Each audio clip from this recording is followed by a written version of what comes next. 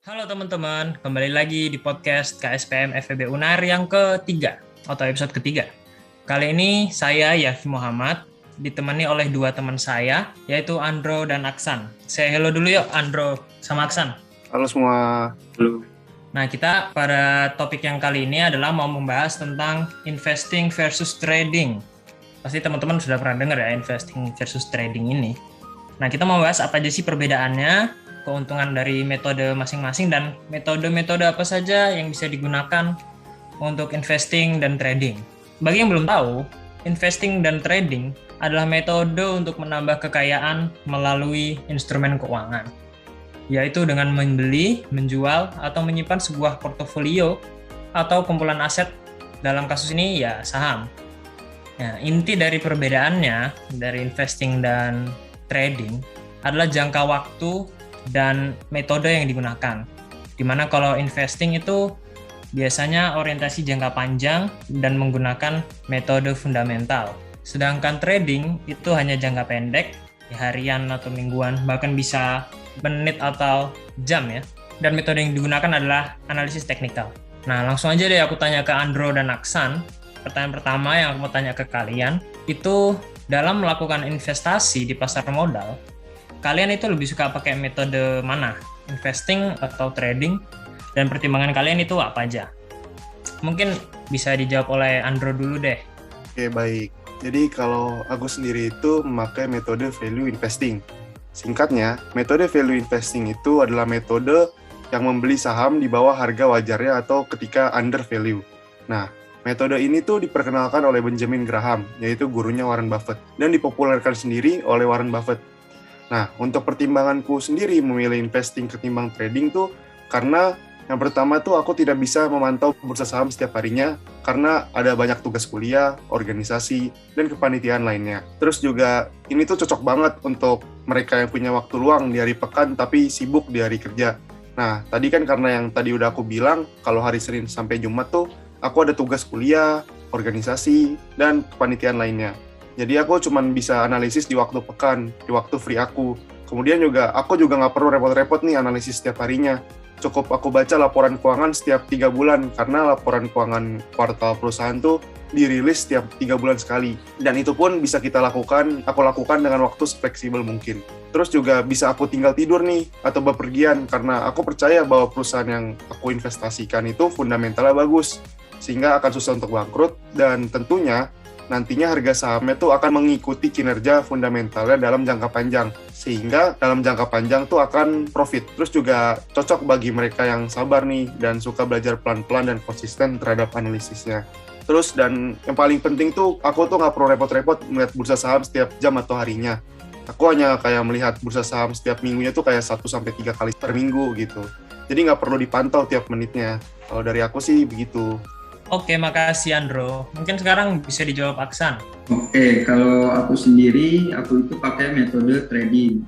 Untuk pertimbangannya, yang pertama, aku itu males ya baca laporan keuangan. Soalnya kayak lagi kuliah gitu, ketemu rasio dan teman-temannya. Karena menurutku lebih gampang analisa teknikal. Yang kan enak gitu, tinggal gambar-gambar aja.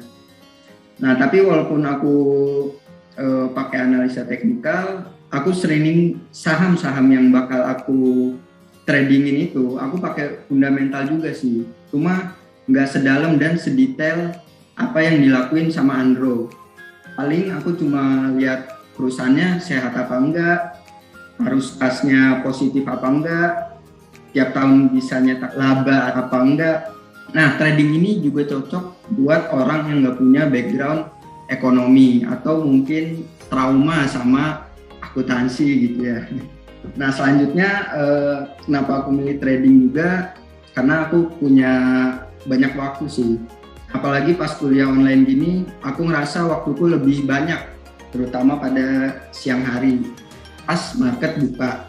Soalnya kayak waktu buat perjalanan dari kos ke kampus itu nggak ada kan selama kuliah online ini. Jadinya aku bisa mantau saham di sela-sela kelas. Walaupun biasanya aku juga ambil keputusan beli atau jual itu pas market mau closing sih, sekitar jam 2:30, karena harga pada hari tersebut udah kebentuk. Nah, selanjutnya juga trading ini sesuai dengan profil risiko aku. Aku siap menghadapi risiko tinggi karena saham dalam jangka pendek itu sangat fluktuatif, tapi di setiap risiko yang tinggi itu disertai juga dengan return yang tinggi. Nah, tapi bukan serta-merta kita ambil risiko ya, harus pakai perhitungan juga, karena satu-satunya hal yang bisa kita kuasai di market itu adalah risiko kita sendiri. Aku pribadi ngebatasin risiko aku di sekitar minus 3%. Jadi kalau udah minus 3% atau udah jebol support dengan volume yang besar, maka aku akan cut loss atau jual rugi. Kenapa sih kita kayak harus cut loss atau jual rugi? Kan kita investasi atau trading saham kan pengennya untung. Nah ya, kalau apalagi terutama pas trading ya biar ruginya itu enggak semakin dalam. Karena kalau kita diemin saham kita di minus yang cukup dalam, atau istilahnya nyangkut ya, kita rugi waktu yang seharusnya uangnya itu bisa kita beli saham lain yang punya kemungkinan untuk profit. Karena kalau saham dibiarin nyangkut, maka waktu kita terbuang untuk nunggu saham itu mencapai harga beli kita, dan itu belum profit gitu. Itu aja sih dariku. Oke, makasih dari Aksan ya. Berarti Andro lebih suka fundamental atau investing, dan Aksan lebih suka trading atau menggunakan analisis teknikal. Nah, jadi inti yang aku dapat dari tadi itu adalah kalau Andro itu dia lebih memilih investasi karena ia tidak punya waktu banyak untuk memantau bursa setiap hari. Karena sibuk di kuliah lah dan ada kesibukan-kesibukan lainnya, sehingga dia lebih pilih investasi. Nah, ia juga cuma perlu analisis laporan keuangan ya, yang keluar itu setiap kuartal, ya setiap 3 bulan. Jadi nggak perlu perhatikan harga setiap hari atau lihat bursa setiap hari. Nah, kalau Aksan dia lebih suka trading karena ia punya profil risiko yang tinggi, sehingga cocok untuk melakukan trading. Dan Aksan juga memiliki banyak waktu luang ya, sehingga dapat melakukan analisis teknikal yang biasanya jaraknya itu singkat-singkat ya. Dia per hari juga bisa dilakukan. Nah, tapi Aksan ini juga melakukan analisis fundamental ternyata, meskipun nggak detail ya, cuman dilihat aja. Nah, ini sendiri punya metode dan preferensi masing-masing ya. Nah, kalau aku sih lebih suka kayak Andro ya. Aku lebih suka investing karena ya kayak Andro juga, aku nggak punya waktu yang banyak dan aku juga males liatin bursa setiap hari. Jadi aku lebih suka analisis fundamental. Ya meskipun aku juga pakai analisis teknikal ya untuk kapan masuk dan keluarnya. Tapi intinya adalah aku investasi untuk jangka panjang. Udah tahu kan tadi alasannya Aksan dan Andro untuk investing dan trading, kita juga sudah tahu perbedaannya. Sekarang pasti teman-teman penasaran kan, apa aja sih ilmu atau skill yang perlu dimiliki untuk melakukan investasi dan trading ini? Jadi pertanyaanku berikutnya untuk Aksan dan Andro adalah, skill atau ilmu apa saja yang harus dimiliki untuk dapat melakukan investing dan trading dengan baik? Mungkin Andro boleh dijawab. Oke, baik. Jadi skill yang harus dimiliki bagi seorang value investor tuh ada banyak. Yang pertama tuh, kita tuh nggak boleh berhenti belajar. Kita tuh harus fokus dan tetap disiplin saat berinvestasi. Nah, untuk value investing sendiri tuh yang penting adalah kita harus mengetahui konsep awal dari value investing tersebut, yaitu konsep margin of safety. Di mana margin of safety itu ibarat misalnya ada jembatan nih yang didesain khusus untuk menanggung berat 100 ton. Terus ada truk yang beratnya 70 ton melintas ke jembatan tersebut. Nah, jadi kan ada kayak gap 30 ton antara berat truk dan beban maksimal yang dapat ditanggung jembatan. Berarti ada margin of safety sebesar 30%. Nah, saham yang undervalue itu adalah saham yang memiliki margin of safety. Semakin besar margin of safety-nya tentunya, maka akan semakin undervalue saham tersebut. Terus, jangan lupa juga, selain kita harus mengetahui konsep margin of safety, kita juga perlu mengetahui berbagai rasio keuangan lainnya. Kalau untuk pemula ya minimal kita harus mengetahui rasio keuangan dasar seperti kayak PER atau price to earning ratio, atau PBV atau price to book value ratio, atau debt to equity ratio. Nah, Hal ini penting juga untuk screening awal-awal saham-saham yang berfundamental baik dan bagus. Nah, kemudian tuh hindari saham-saham yang kapitalisasi pasarnya kecil, atau mungkin bisa terkenalnya tuh disebut saham gorengan. Nah, karena saham ini tuh berpotensi untuk digoreng bandar, yang menyebabkan saham ini sangat berfluktuatif setiap harinya. Kemudian juga untuk psikologis, kita tuh harus atur emosi kita. Jangan sampai kita beli karena kita FOMO atau ketinggalan kereta. Nah, tetap ikuti hasil analisis kita sendiri. Dan jangan lupa, kita itu adalah value investor. Jadi kita fokus terhadap tujuan jangka panjang kita. Jadi kita harus menghindari panic selling. Jadi kalau misalnya panic selling, berarti kalian tuh sudah tidak percaya lagi dengan analisis kalian sendiri. Nah, kalau untuk pemula sendiri itu kita bisa memakai tips sederhana ini untuk mencari saham yang bagus. Yang pertama tuh kita bisa melihat bidang usahanya. Cari bidang usaha yang prospek ke depannya bagus. Kedua, kita juga bisa mencari perusahaan yang menghasilkan laba secara konsisten dan naik tiap tahunnya. Kemudian hindari perusahaan yang memiliki utang besar, yang melebihi ekuitas perusahaan, dan yang terakhir, perhatikan valuasinya. Kita harus melihat valuasi perusahaan tersebut apakah masih murah ataukah sudah mahal. Nah, untuk kita sebagai value investor ya, kita harus beli ketika sahamnya dihargai lebih murah dari pasar. Terus, jangan lupa, kita juga perlu menganalisis manajemen perusahaan secara kualitatif. Karena percuma apabila keuangan perusahaannya bagus, tapi manajemennya tuh tidak jujur dan tidak kompeten. Bisa-bisa malah keuangan perusahaan tersebut dimanipulasi demi kepentingan oknum-oknum yang tak bertanggung jawab. Nah, dari sini kita bisa memulai analisis secara kualitatif dengan melihat track record manajemen perusahaan tersebut. Apakah dia kuliah di mana, dia sudah berapa tahun di pasar, dan sudah berapa lama menggeluti industri tersebut. Nah, dari sini kita bisa melihat apakah manajemennya itu kompeten atau tidak. Nah, untuk mencari dan membaca laporan keuangan perusahaan-perusahaan tercatat tuh, kita bisa mengakses di idx.co.id. Di situ tersedia secara lengkap semua laporan terkait perusahaan terbuka yang sudah listing di Bursa Efek Indonesia.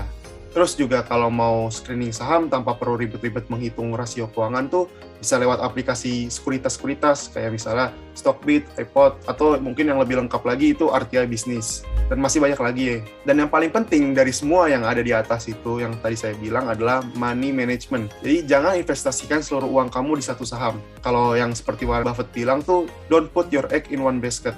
Yang paling ideal tuh diversifikasi ke 3-5 saham atau sesuai dengan profil risiko kamu. Karena itu juga akan mendiversifikasikan risiko kamu. Nah, dan selalu pegang cash minimal 30% untuk jaga-jaga akan hal buruk yang akan terjadi. Nah, misalnya tuh apa sih hal buruknya tuh? Kayak harga sahammu jatuh nih. Tapi kamu udah analisis dan tahu bahwa perusahaan ini sebenarnya dihargai lebih murah lagi oleh pasar. Sehingga harga saham yang jatuh bisa menjadi momentum kamu untuk membeli saham itu lagi. Nah, kamu bisa fresh down nih dengan cash tadi sebesar 30% nih. Dan juga kalau misalnya kamu mau belajar ilmu dari buku-buku itu, aku bisa saranin juga tuh mulai baca dari Anak Muda Miliarder Saham yang ditulis oleh Andika Sutoro Putra. Di situ dijelasin juga cara analisis fundamental sederhana dan mudah banget dipahami dan diterapkan oleh investor pemula. Dan juga kalau pengen yang lebih mendalam bacanya, itu bisa baca Intelligent Investor dan Security Analysis oleh Benjamin Graham. Terus juga ada Beat the Market in 5 Minutes oleh Teguh Hidayat, dan masih banyak lagi buku-buku tentang value investing lainnya.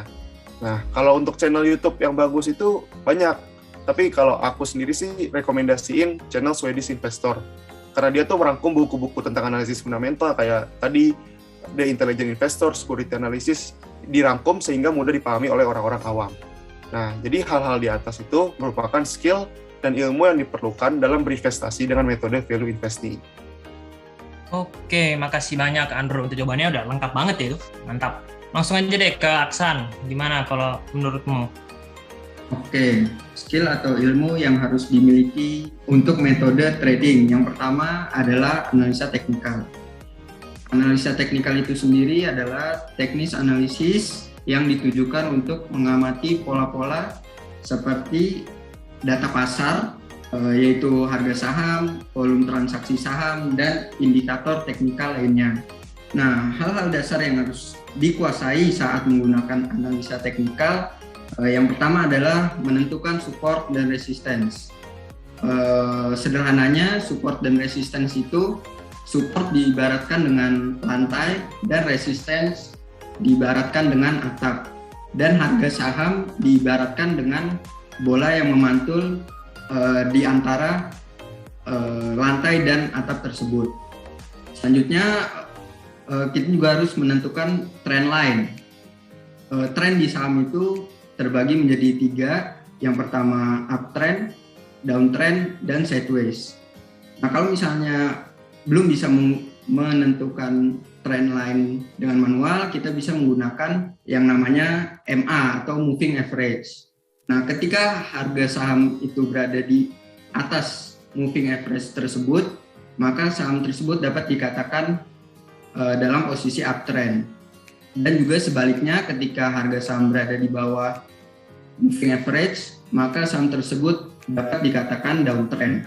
Nah, selanjutnya kita juga harus mengetahui chart pattern atau pola-pola yang terbentuk dari harga saham. Nah, pattern ini terbagi menjadi 2. Yang pertama itu pattern reversal dan yang kedua pattern continuation.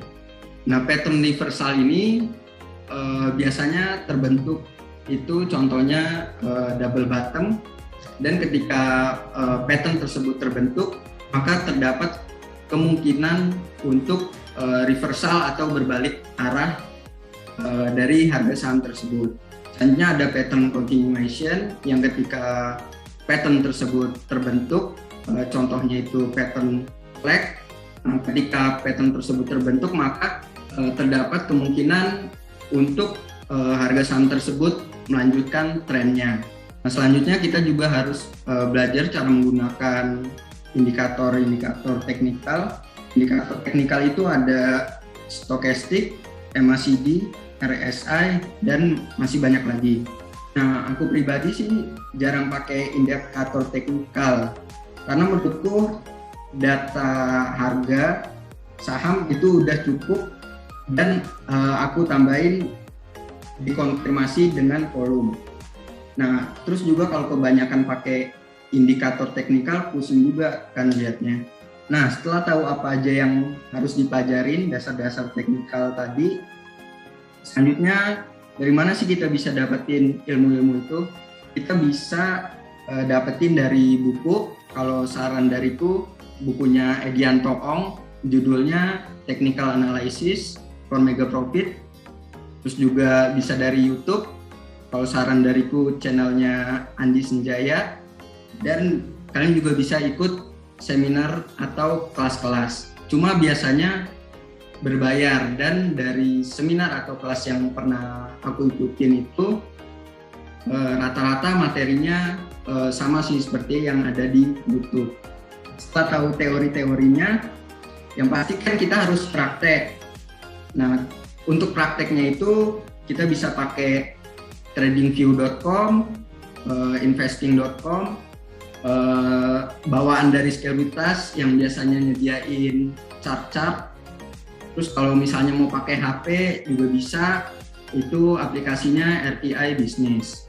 Nah, selain analisa teknikal, saat trading kita juga harus belajar psikologi trading biar nggak FOMO atau greedy. Karena seringkali kita udah analisa bagus-bagus, pas marketnya buka, analisanya nggak kepake. Gitu. Nah, selanjutnya kita juga harus belajar money management. Biar kita nggak asal all in di satu saham. Seperti yang dikatakan Andro juga, kita harus diversifikasi ke beberapa saham. Selanjutnya kita juga harus bisa buat trading plan untuk menentukan kapan kita harus beli, kapan kita harus jual, dan lainnya. Nah, setelah udah bikin trading plan dan lain-lainnya, nah kita harus disiplin sama trading plan yang telah kita buat. Disiplin ketika udah menyentuh toleransi dari risiko kita harus disiplin untuk cut loss, dan ketika harga sudah mencapai target profit kita harus take profit. Oke, gitu aja sih menurutku skill yang harus dimiliki kalau mau trading. Oke, mantap, banyak banget nih udah dijelasin sama Aksan. Makasih banget Aksan.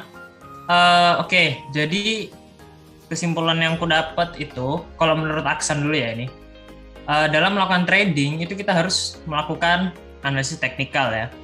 Dan analisis teknikal ini meliputi berbagai macam hal. Tadi yang disebutkan itu garis support dan resistance, terus menggunakan menentukan trend line, menggunakan moving averages, melihat pola atau pattern yang ada pada chart, dan menggunakan indikator seperti stokastik, MACD atau RSI.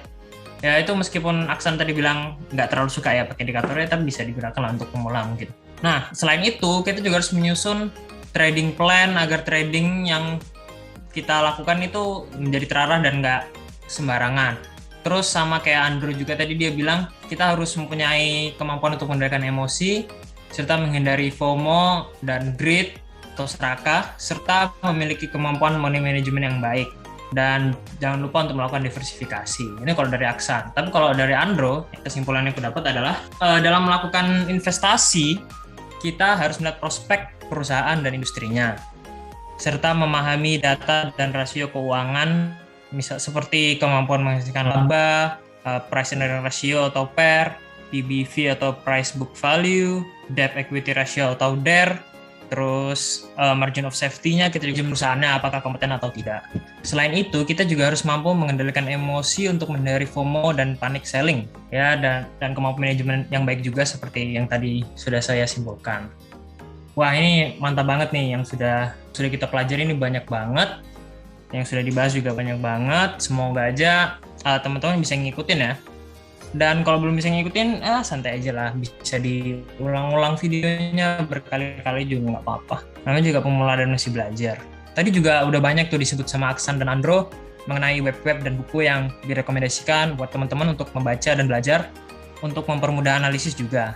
Nah, ini udah nggak terasa, sudah mau selesai. Makasih banyak buat Andro dan Aksan udah sharing-sharing ilmu tentang investasi dan trading. Nah, teman-teman, semoga ilmunya berguna buat teman-teman, dan makasih banget yang sudah nonton sampai akhir ini. Berarti kalian udah semangat banget untuk investasi.